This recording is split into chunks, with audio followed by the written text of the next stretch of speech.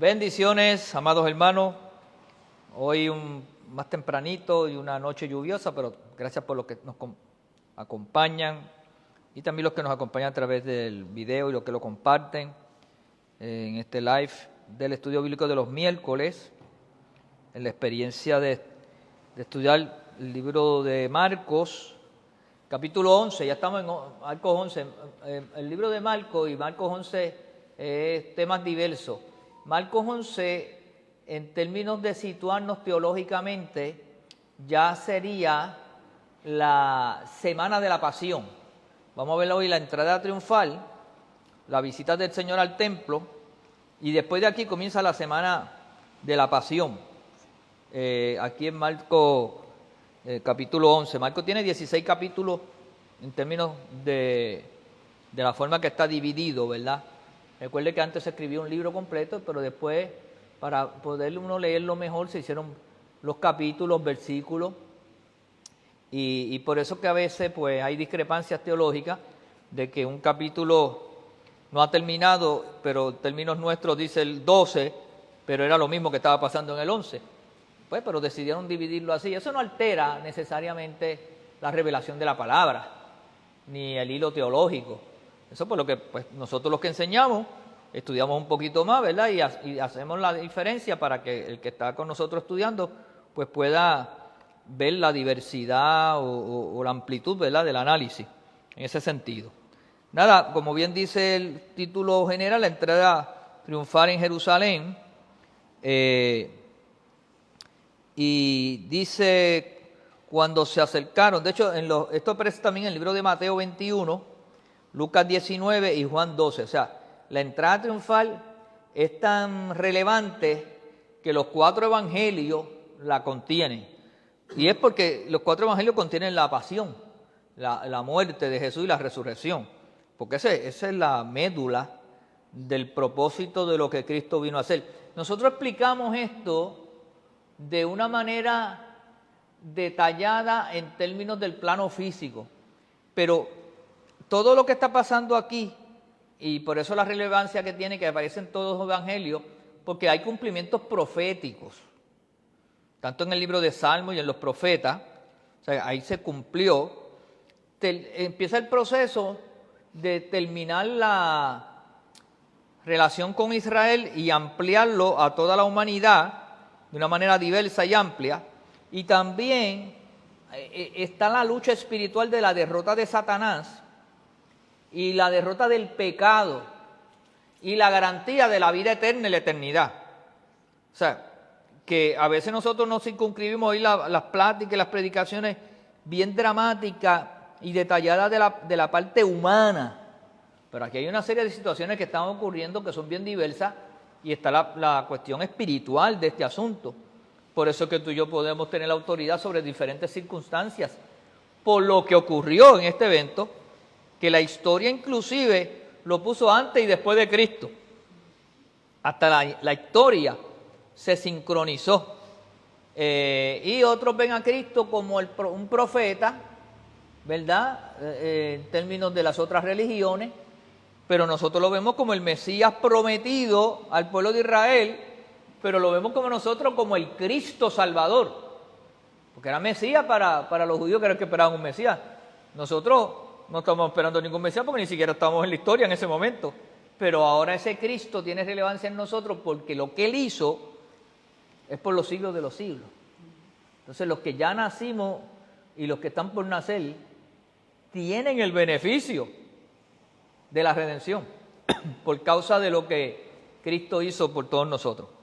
Amén. Espero que todo eso que haya dicho a las 3:45 de la mañana te venga la revelación.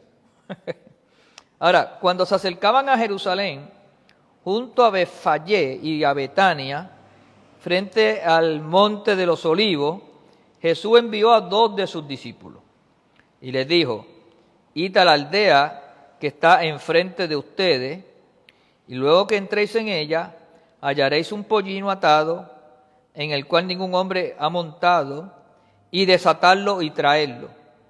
Y subrayen eso porque aquí hay algo poderoso. Aquí hay dones de manifestación del Espíritu Santo en una manera poderosa, que ya mismito lo vamos a detallar. Y si alguien os dijere, ¿por qué hacéis eso? Mire todas las instrucciones que dio el Señor. Decid que el Señor lo necesita y que luego lo devolverá. Fueron y hallaron el pollino atado afuera a la puerta, en el recodo del camino, y lo desataron. Y uno de los que estaba allí le dijeron, ¿qué hacéis desatando el pollino?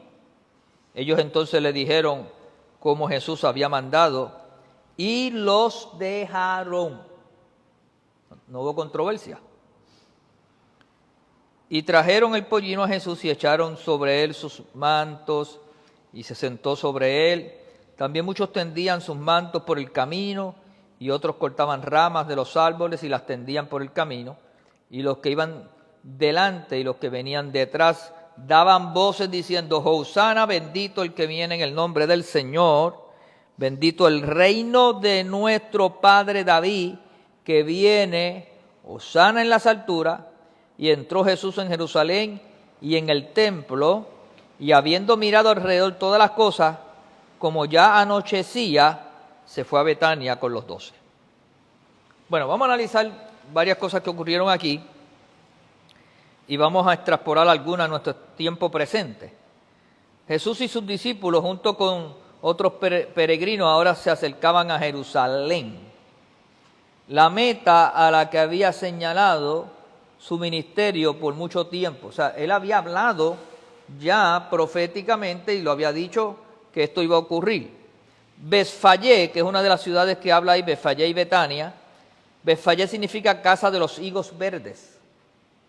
Casa de los higos verdes. Y mal que eso, casa de los higos verdes, porque más adelante vamos a ver que Jesús salió con los discípulos a predicar y tuvo hambre, porque estaba en la casa de los higos verdes, y lo que producen higos verdes son las higueras.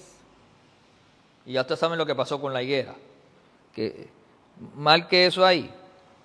Betania significa la casa de los dátiles, o sea que higos y dátiles, cosas que comemos nosotros, ¿verdad?, en Navidad, ¿verdad? Eran dos pueblos pequeños situados en los declives del Monte de los Olivos, siendo probablemente el primero un suburbio de Jerusalén y el segundo situado como a unos 3 kilómetros de Jerusalén. Y te acuerdas que Jesús tenía unas amistades bien cercanas en Betania, ¿se acuerdan? Las hermanas de Lázaro y Lázaro, María y Marta. Jesús se detuvo en Betania, donde se retiraba a descansar durante la semana de la Pasión. Aquí va a comenzar ya la semana de la Pasión.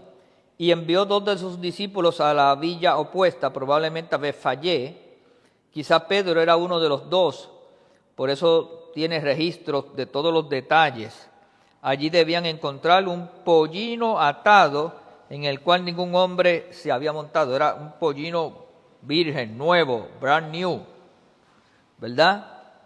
Y entonces tenían que desatarlo y traerlo a Jesús, el maestro que había nacido de una virgen y que al fin ascendería a la diestra de Dios, montaría en un asno cerril. En el mundo antiguo, un animal dedicado a los usos sagrados debía ser cerril, o sea que nadie lo había usado.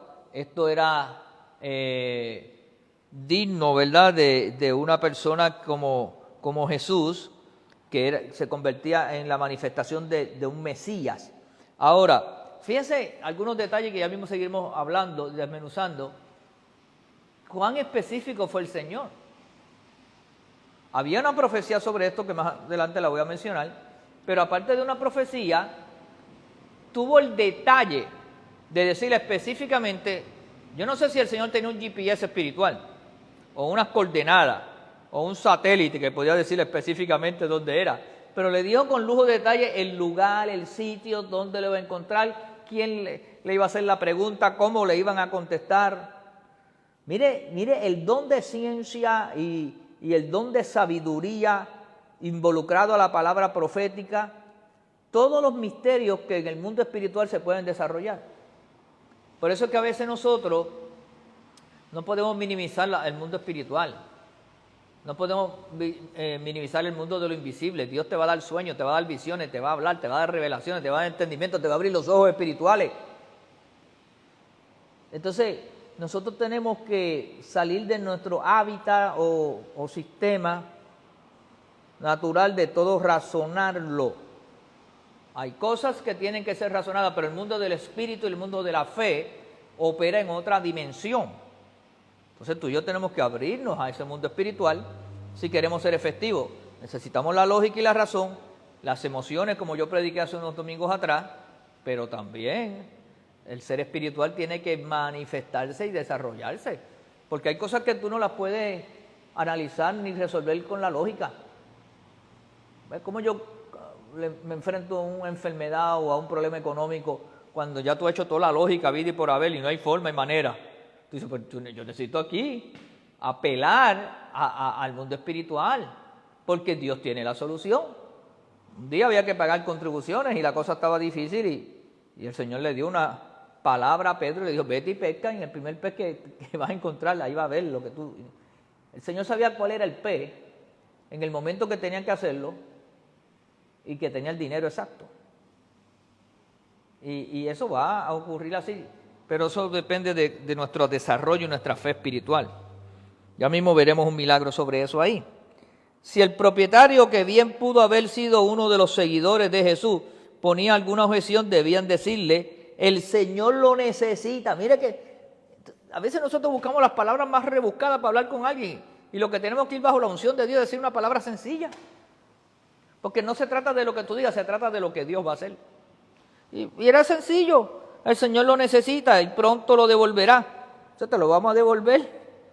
Esta es la única circunstancia en que Marco, donde las palabras del Señor son empleadas como una descripción de Jesús.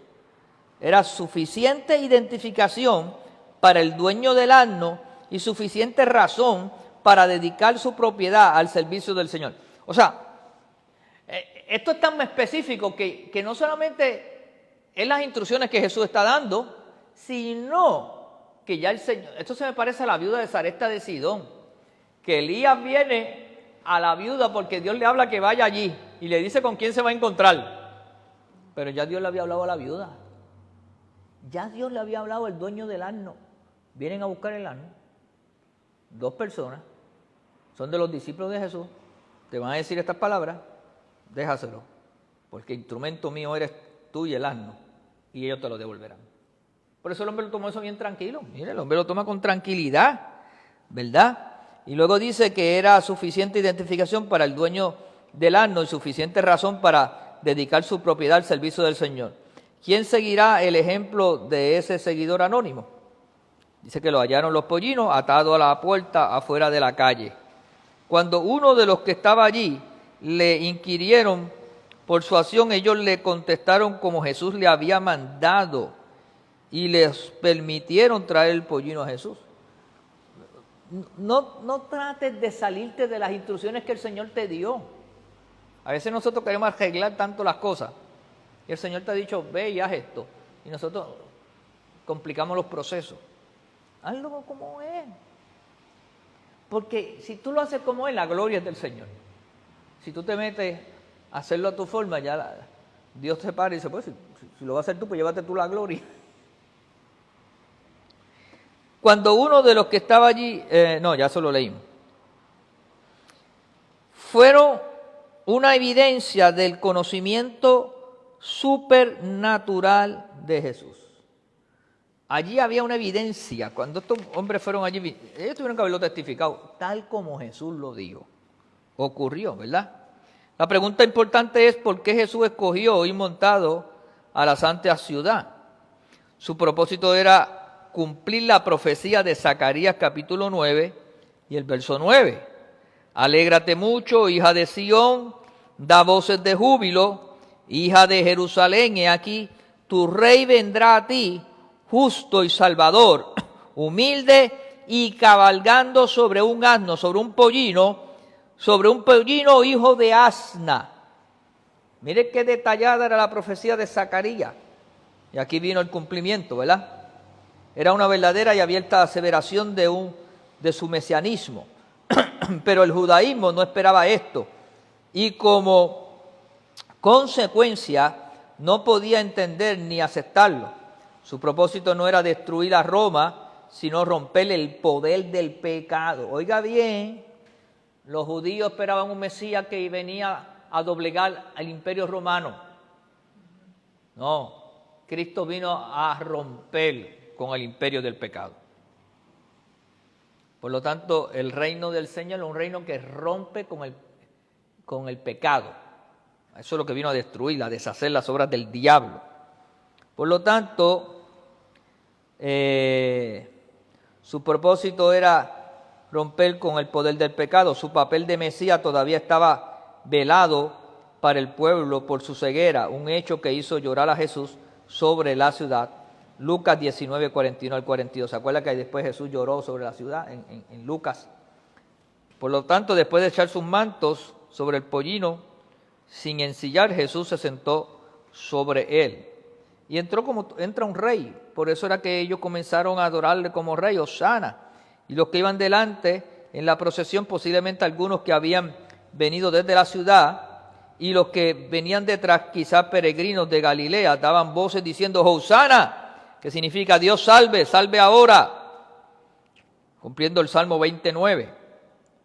Los clamores de Hosana, bendito el que viene en el nombre del Señor, son ecos del Salmo de Jalel, 118 del 25 al 26, que eran cantados antifonalmente. Antifonalmente que yo digo una frase y otros dicen otra frase y lo vamos cantando juntos.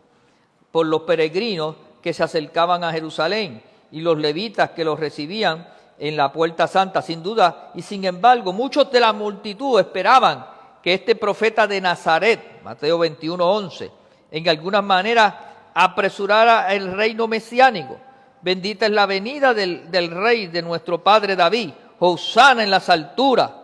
Eran esos celotes nacionalistas, era un grupo religioso pequeño de judíos que eran bien nacionalistas, ¿verdad? Se llamaban los celotes, los que estarían apenados al aprender que Jesús había venido en paz y por justicia y no como un soldado para una revolución política. Por eso que Judas Iscariote era de ese grupo de celotes. Era un nacionalista revolucionario. Y entonces, empero Jesús estaba determinado a ofrecerse al pueblo elegido en las mismas puertas de la ciudad santa, cualquiera que fuese su reacción. A lo suyo vino y los suyos no le recibieron. El pueblo no entendió lo que vino Cristo. Y por eso por eso que la historia continúa como continúa. Por eso que el pueblo de Israel, y a veces yo me pongo triste porque a veces hermanos evangélicos, cristianos, han caído en esa corriente también, y otros están esperando pues, lo que dicen los judíos acerca de. El pueblo judío sigue esperando el Mesías.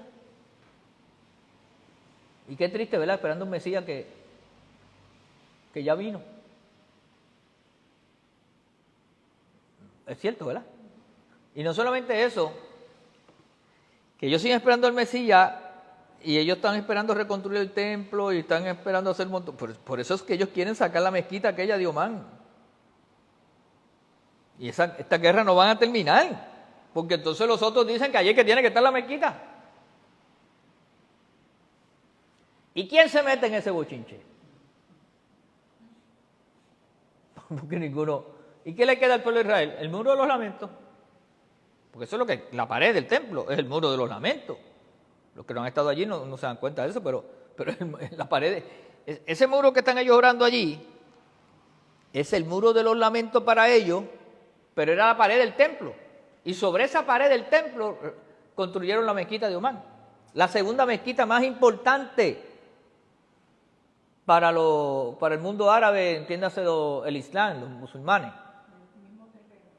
Sí. Si los únicos que podemos entrar somos los turistas y los guías israelíes. Y eso allí se llama el West Bank o Cisjordania.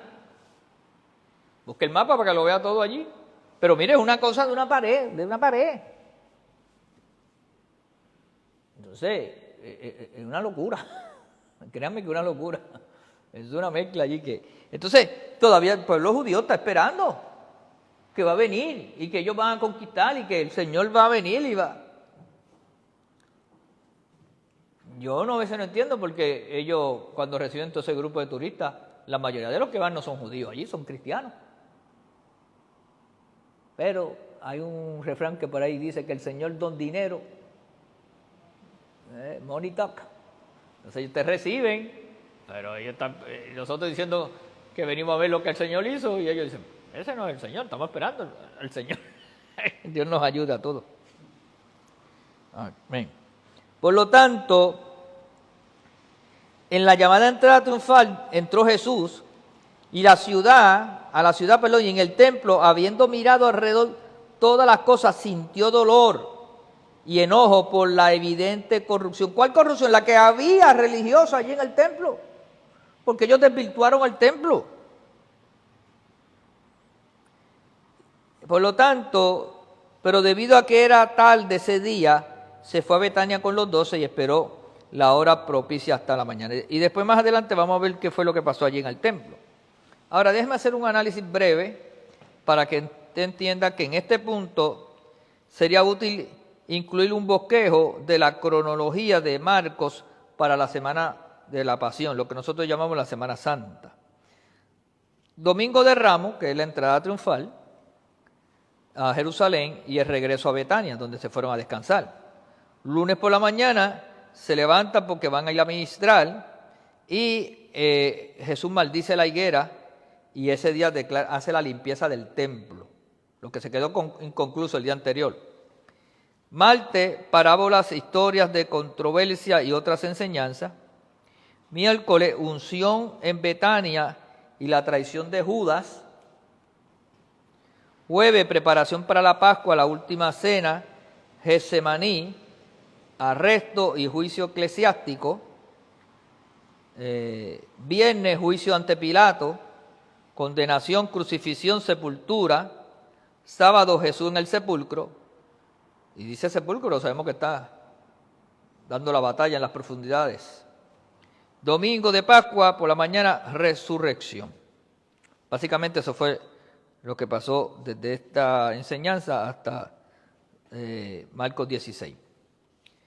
Ahora, mire el verso que continúa.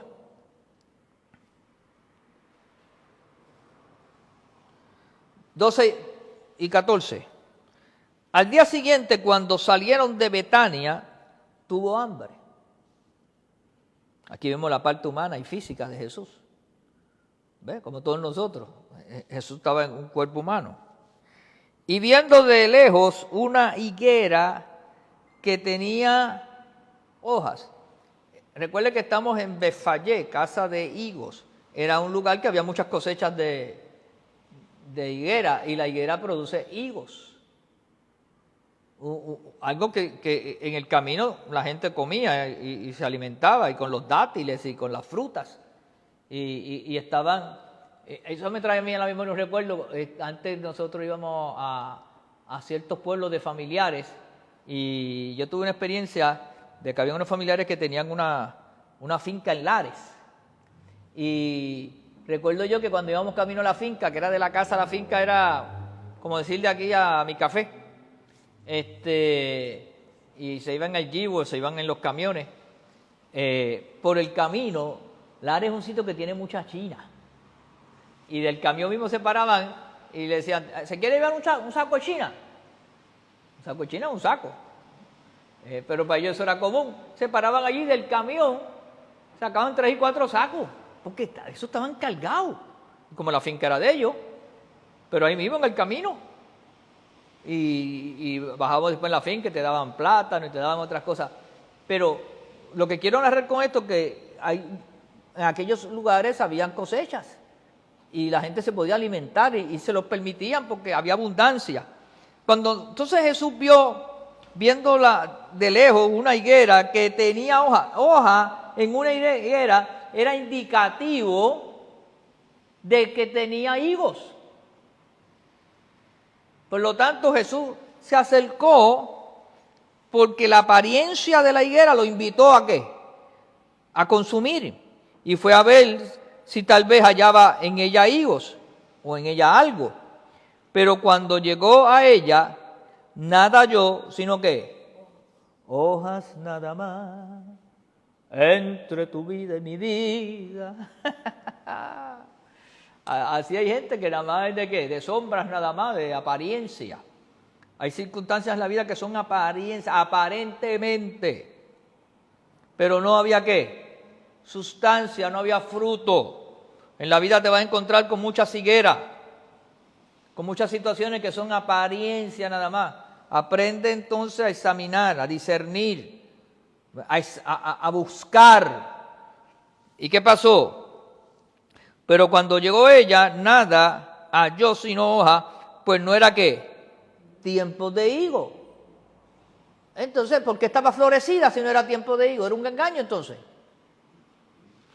Entonces Jesús dijo a la higuera, nunca jamás coma nadie fruto de ti. Y lo oyeron sus discípulos. Le dio una sentencia. Ahora, aquí hay un acto profético. Aquí hay una manifestación profética. ¿Cuál es la manifestación profética? Que Israel tipifica la higuera.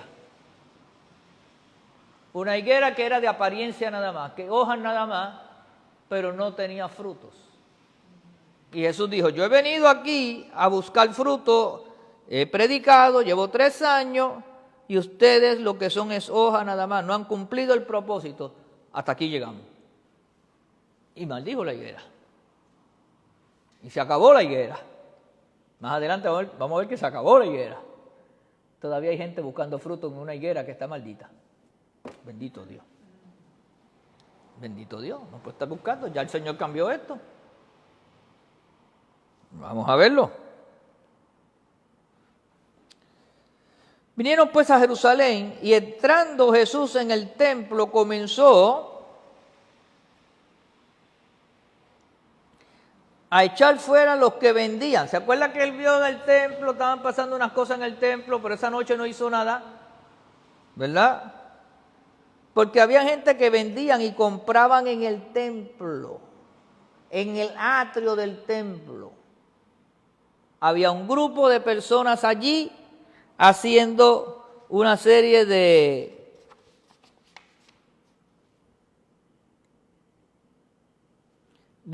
cosas no correctas. Vamos a verlo ya mismo en detalle. ¿Y qué hizo el Señor? Volcó las mesas de los cambistas y las sillas de los que vendían palomas y no consentía que nadie atravesase el templo llevando utensilio alguno. Y les enseñaba diciendo, no está escrito, mi casa será llamada casa de oración para todas las naciones. ¿Ves que es para todas las naciones? Mas vosotros la habéis hecho cueva de ladrones. Y lo oyeron los escribas y los principales sacerdotes y buscaban cómo matarle porque le tenían miedo, por cuanto todo el pueblo estaba admirado de su doctrina. Pero al llegar la noche, Jesús salió de la ciudad. Ahora vamos a decir algunas cosas importantes aquí. El lugar de los cambistas y el de los que vendían palomas era llamado el monte de la casa o el atrio de los gentiles. Y créanme que es una meseta. Cuando el muro del lamento, una pared del templo es más abajo, pero para tú subir a la parte donde estaba el templo, que está la mezquita ahora, es como si fuera un edificio de 4 o 5 pisos, la altura que hay. Tú subes. Por lo tanto, se llamaba el monte de la casa o el atrio de los gentiles.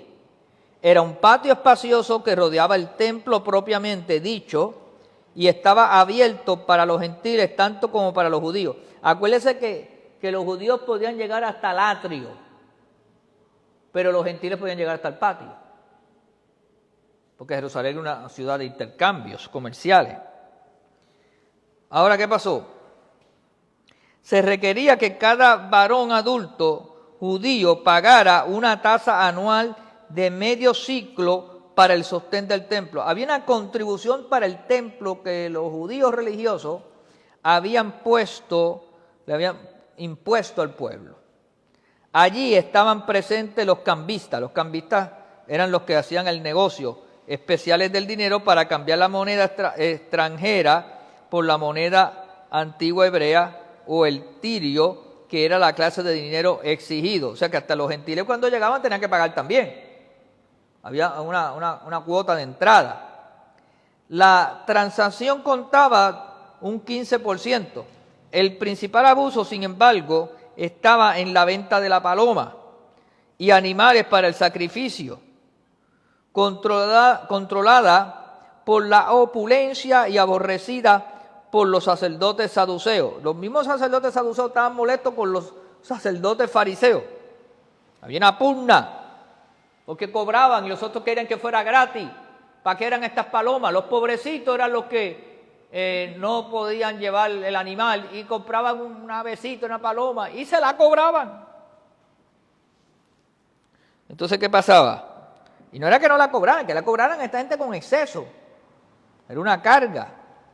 Estas prácticas eran reprendidas por los rabinos judíos y los mercados fueron destruidos en público en el año 67 después de Cristo.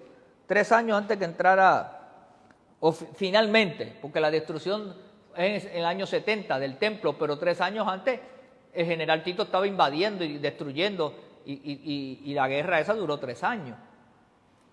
Por lo tanto, esto se acabó para esa época.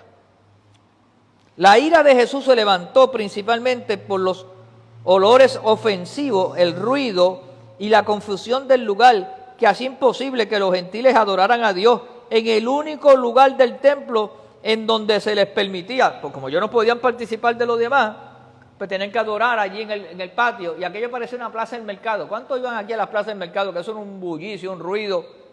Había música, había gente hablando, gritando, pásame la candinga, tírame la patita. Una locura. Pero a la gente le gustaba eso. Pues algo así era. Pero el propósito del templo no era para que hubiera una plaza del mercado, era para ir a adorar, para tener contacto, paz. Y entonces los gentiles, Jesús vio eso y se molestó, ¿verdad? Por lo tanto, la ira del Señor se levantó principalmente por esa situación. Isaías había descrito el día cuando judíos y gentiles adorarían a Dios juntos en la casa de oración para todos los pueblos. Isaías 56, 6 y 7. Aquellos que vendían y compraban en el templo habían convertido la casa de oración en cueva de ladrones. Jeremías 7, 11. El que ha amado la justicia y aborrecido la maldad, Hebreos 1:9, volcó las mesas de los cambistas y las sillas de los que vendían palomas, poniendo a punto a la práctica de aquellos que hacían del templo solo una zona para las ganancias convenientes. O sea que había ganancia por la venta y había el impuesto del templo que le llegaba directo allá a los fariseos y a Caifás y a todos ellos. Y entonces el Señor dijo, ¿qué locura es esta? Ahora, cuando los escribas y los principales sacerdotes, fariseos y saduceos, vieron que amenazaba una de las fuentes de ingreso, de ganancia del templo, buscaban cómo matarle porque le tenían miedo. Pero más que miedo, era porque se le estaba afectando el negocio. Pues toda la multitud estaba admirada de su doctrina. Conociendo su malicia, Jesús salió de la ciudad para descansar entre sus amigos de Betania.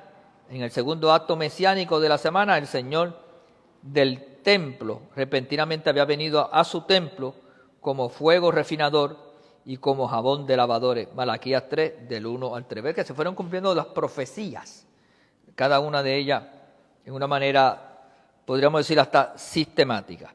Ahora, pasando por la mañana, vieron que la higuera se había secado.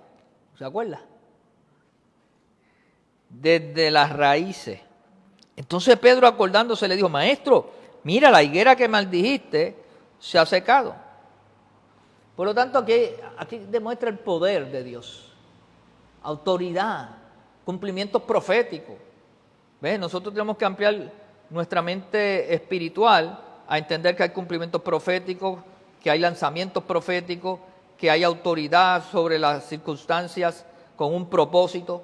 ¿Ves? Todo tiene un rompecabezas en el mapa divino, ¿verdad? Tenemos que aprender a conocer los tiempos, los espacios, los procesos. Ahora, Jesús aprovechó esto para dar una enseñanza. Y le respondió Jesús y le dijo, tened fe en Dios. Esto ocurrió porque hay fe. Ahora se salió del ámbito del aspecto profético, escatológico, y entró ahora en la dimensión del día a día de tuyo y mío, de que todas estas cosas pueden ocurrir si tenemos fe. Tened fe en Dios. Tened la clase de fe que Dios tiene, que como dice el libro de Romanos, que Dios llama a las cosas que no son para que vengan a ser. Que hay autoridad espiritual. Y cada creyente debe desarrollar esa capacidad en cualquier ámbito de tu vida. Tened fe en Dios.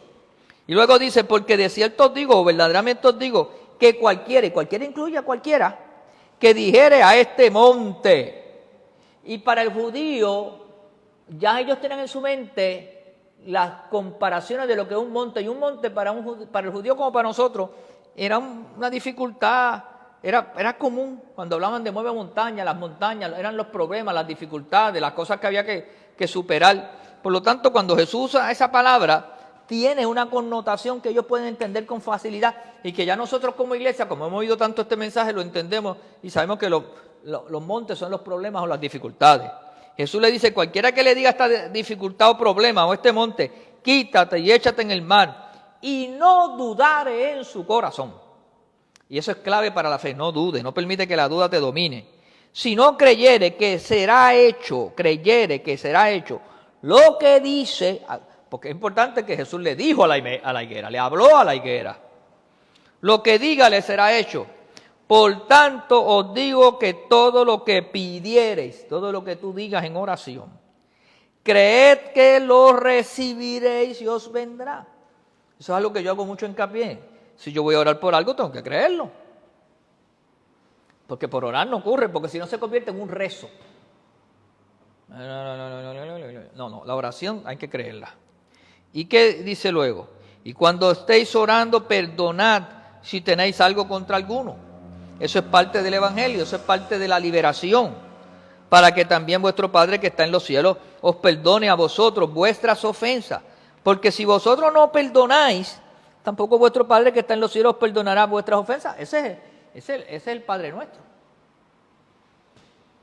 ¿Sabe? El Evangelio tiene que estar enmarcado en ese perdón, ¿verdad? Eso es importante. Y luego termina aquí diciendo la autoridad de Jesús. Volvieron entonces a Jerusalén y andando él por el templo. Volvió por el templo. Vinieron a los principales sacerdotes, los escribas y los ancianos y le dijeron, ¿con qué autoridad haces estas cosas? ¿Y quién te dio autoridad para hacer estas cosas? Y Jesús respondiendo le dijo, os haré yo también una pregunta. Fíjense quiénes vinieron. No lo dejaron entrar al templo. Dije, esto no destruyó el templo, este es capaz de destruirnos y sacarnos de aquí, porque este tiene autoridad. Y entonces vinieron sacerdotes, vino la plana mayor, escribas y ancianos. O sea, allí le salieron al encuentro del Señor la plana mayor. Y esa gente yo creo que estaban dispuestos, si el Señor se metía más para adentro, allí mismo ejecutarlo. Entonces Jesús le respondió y les dijo, os haré yo también una pregunta, respondedme, y os diré con qué autoridad hago estas cosas. ¿El bautismo de Juan era del cielo o de los hombres? Respondedme. Entonces ellos discutían entre sí, diciendo, si decimos del cielo, dirá, ¿por qué pues no le creísteis? Y si decimos de los hombres, pero temían al pueblo, porque todos tenían a Juan como un verdadero profeta. Y acuérdense que eso era una audiencia pública. Así que, respondiendo, dijeron a Jesús, no sabemos. No sabemos, nosotros no sabemos. ¿Tú me quieres decir a mí que los sacerdotes, escribas y ancianos no sabían? No sabemos. Entonces respondiendo Jesús le dijo, tampoco yo digo con qué autoridad hago estas cosas. Hay gente que tú tienes que cogerlo con sus propias municiones, con sus propias armas. ¿Sabes? ¿Ustedes qué? Pues tampoco yo les digo. Y se libró de la situación. Pero nada, ya hemos visto el domingo y el lunes de esa muerte y pasión. Que Dios añada bendición a su palabra. Espero que te hayas edificado y que hayas visto esto en el contexto de ese tiempo y en el contexto de nuestros tiempos. Gracias, Padre, en el nombre de Jesús. Bendigo a mis hermanos, gracias por acompañarnos. Comparta esto, vuelva a oírlo si entró tarde. Y toda la filmoteca está ahí en nuestra página, lo puede buscar. O en nuestro canal de YouTube como Apóstol Ricky Rosado. Y nada, la gente de la casa y los que siembran semillas y ofrendan lo pueden hacer a través de ATH Móvil, Fe y Gracia. ATH Móvil, Fe y Gracia. Y siembra tu semilla. Bendiciones, paz y gozo.